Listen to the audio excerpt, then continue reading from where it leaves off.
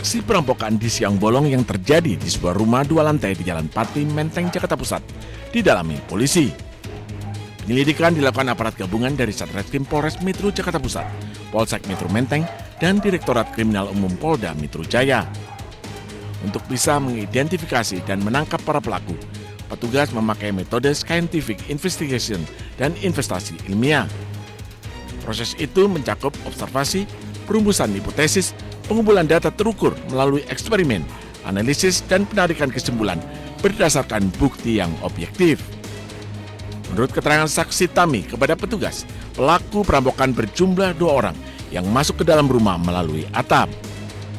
Berbekal senjata tajam, kedua pelaku kemudian melukai penghuni rumah Muhammad Haikal Azhar hingga terluka parah.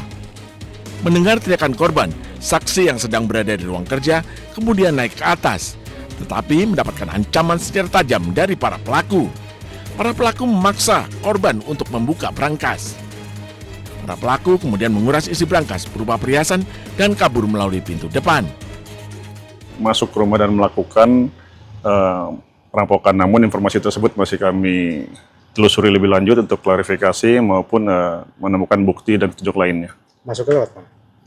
Informasi dari saksi itu dari lantai 2 atau dari atas, dari rooftopnya. Barang-barang yang hilang ada apa aja, Pak?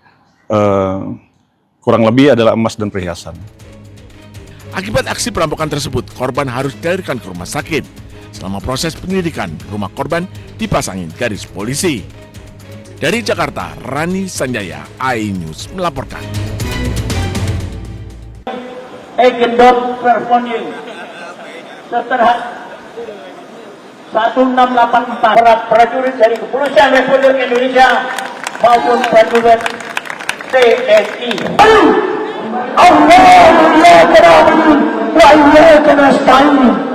Mana saya belum lihat mukanya. Sini, Pak. Maju, Pak. Pengadilan Negeri mengundang Kasat Pol PP DKI Jakarta perwakilan. Sini, Pak, merapat. Pengadilan Negeri mengundang pemerintahan daerah provinsi administrasi wali kota Jakarta Pusat atau yang mewakili dari wali kota Jakarta Pusat. Pengadilan Negeri mengundang pemerintahan kota Jakarta Pusat hadir.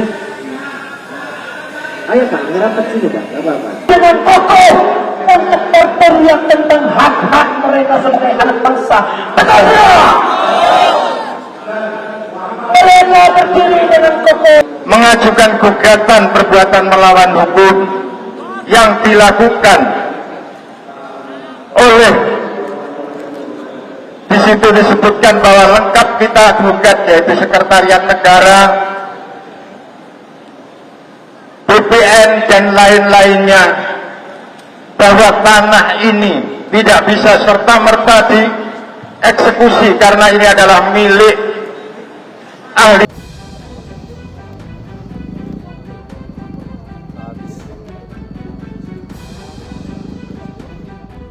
Kobaran api melalap sedikitnya 5 bangunan yang terdiri dari kantor dan mes milik perusahaan PT Agrinas Palma Nusantara yang berlokasi di Desa Sukarame Baru, Kabupaten Labuan Batu Utara, Sumatera Utara.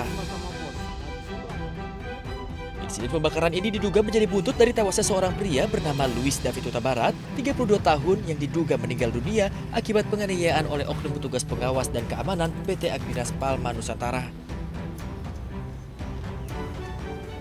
Berikan edukasi bahwasanya peristiwa ini jangan melebar, jangan membesar, cukup kita selesaikan di peristiwa tadi malam karena kami berkomitmen TNI dan Polri melakukan proses penegakan hukum secara jelas, tepat, terang sehingga ada kepastian hukum terhadap pelaku yang mempertanggungjawabkan perbuatannya. Sementara itu terkait dugaan keterlibatan oknum TNI dalam peristiwa ini, Kepala Staf Kodim 0209 Labuan Batu, Mayor Infranti Sondang Hamonangan Tanjung menyerahkan dan mendukung adanya proses penegakan hukum jika ada anggota TNI yang terlibat. Kalau memang nanti dari dugaan itu terbukti, ya kita serahkan saja kepada proses hukum. Saat ini kan sedang didalami oleh pihak kepolisian. Kalau memang nanti ada keterlibatan oknum TNI, ini akan ada pelimpahan ke Subdenpom. Dan tadi malam juga kita sudah bekerja sama dari Kodim, Polres, dan Subdenpom untuk mendalami permasalahan ini. Untuk menjaga keamanan, pihak kepolisian dan TNI menerjunkan 20 ton personel untuk mengamankan lokasi. Dari Labuan Batu Utara, Sumatera Utara, Radi Kurniawan, iNews melaporkan.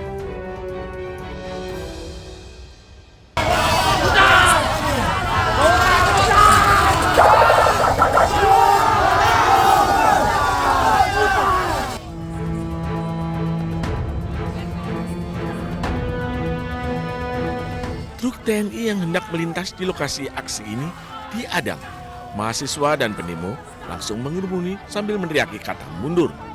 Personel TNI yang berada di dalam truk sempat berupaya melanjutkan perjalanan dengan menyalakan sirene. Namun massa tetap bertahan di jalan.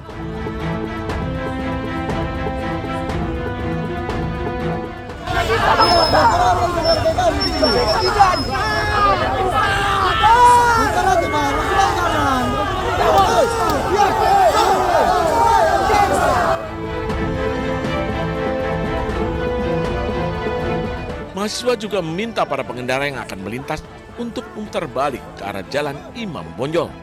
Hanya pengendara sepeda motor dan pengemudi ojek online masih diperbolehkan melintas. Dalam orasinya, massa menyebut mereka tengah memperjuangkan hak rakyat, menuntut mencabut revisi Undang-Undang Polri, evaluasi MBG, serta mengembalikan TNI ke barak. Massa juga meminta masyarakat untuk mendukung aksi dengan mengambil jalur alternatif.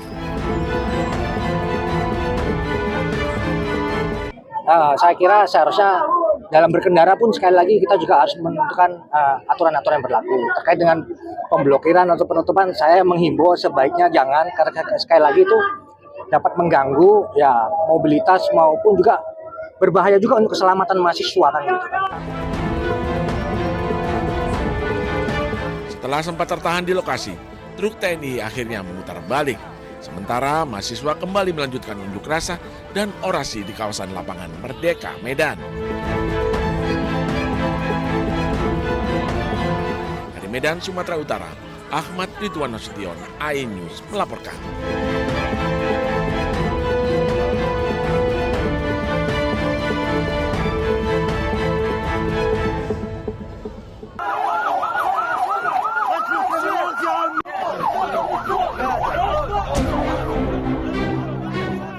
Dua warga Palestina tewas dan 6 lainnya terluka akibat serangan drone Israel di sebuah kawasan pantai di Khan Yunis, Gaza Selatan pada Rabu 17 Juni. Seluruh korban dievakuasi ke rumah sakit Nasser untuk mendapatkan perawatan medis. Serangan menghantam area pantai yang saat itu dipadati warga sipil. Banyak keluarga Palestina mengungsi di wilayah ini memanfaatkan pantai sebagai tempat berlindung dari cuaca panas serta kondisi kamp pengungsian yang semakin memburuk. Serangan ini menambah korban sipil di jalur Gaza. Kawasan pantai tersebut selama ini menjadi salah satu lokasi yang kerap didatangi warga yang kehilangan rumah akibat konflik dan tinggal di tenda-tenda pengungsian.